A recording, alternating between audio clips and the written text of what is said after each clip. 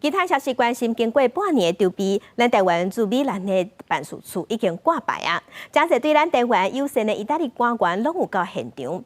也若进前，外交部的外管处有标出性骚扰风波，经过调查，前驻菲律宾的代表齐培勇，也搁有前驻泰国的代表曾石涵，两个人性骚扰案拢有成立。外交部讲已经把审议的结果送予监察院去处理。大家准备好了吗？1、2、3。经过半年筹备，咱国驻米兰办事处揭牌，宣告正式运作。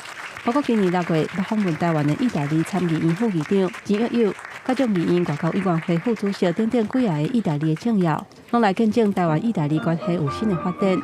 头一任的处长林赞南，还个现场唱意大利的欧佩拉。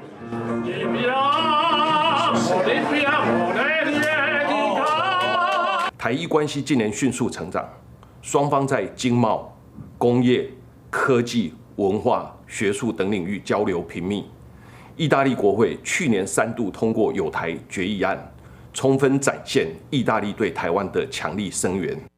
外交部长吴钊燮嘛透过影片表达祝贺，讲意大利是台湾伫后边的第3贸易国，这几年双方真正互动，希望加强交流。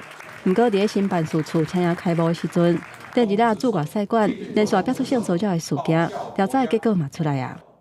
3个申诉案分别经过外交部性骚扰申诉委员会审议，性骚扰均成立。菲律宾的徐前代表是记大过1次，黄姓外交官是记过1次。